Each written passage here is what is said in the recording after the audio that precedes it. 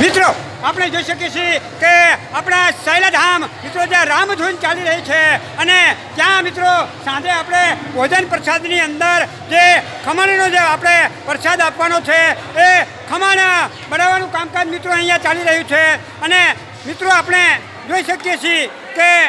આ ખમણ હવે ધીરે ધીરે અહીંયા તૈયાર થઈ રહ્યું છે.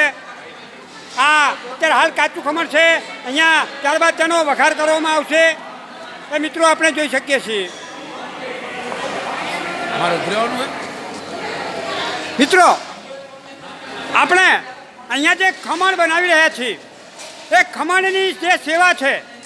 એ સેવા ખમણ બનાવવાની સેવા આપણે જે સામે જે મશીન જોઈ રહ્યા છીએ એ મશીન અને આપણે પીપળાની અંદર જે ખમણ તૈયાર થઈ રહ્યું છે એ બંને અમારા હીરાપુરા ગામના જે પ્રજાપતિ લાલજીભાઈ કરશનભાઈ છે તેઓ બંને પોતાના સ્વખર્ચે અહીંયા આ બંનેમાં લઈને આવ્યા છે અને ફક્ત ને ફક્ત સેવામાં આ પોતાની મશીનનો ઉપયોગ કરી રહ્યા છે અને સેવામાં પોતાનું કોઈ પણ જાતનો તેમને ખર્ચ લેવાનો નથી.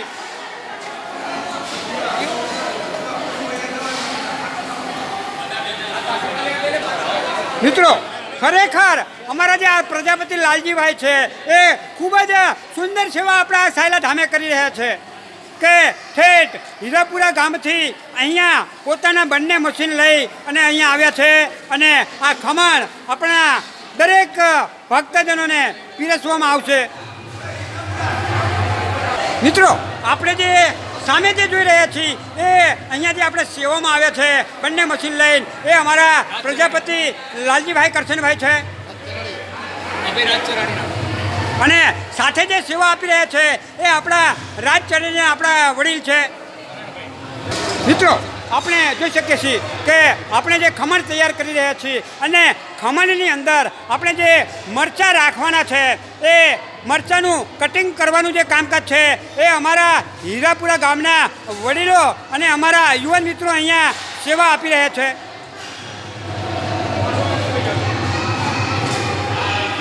જો આપણે જોઈ શકીએ છીએ અમારા ભૈલાલ મુકી છે, અમારા હરગોવિંદ કાકા છે, અમારા બાલાભાઈ છે, સુખદેવભાઈ છે, અમારા ભરતભાઈ છે, અમારા જયંતિભાઈ છે, અમારા રસિક કાકા છે, અમારા જીતેન્દ્રભાઈ છે. ખૂબ જ સુંદર સેવા છે.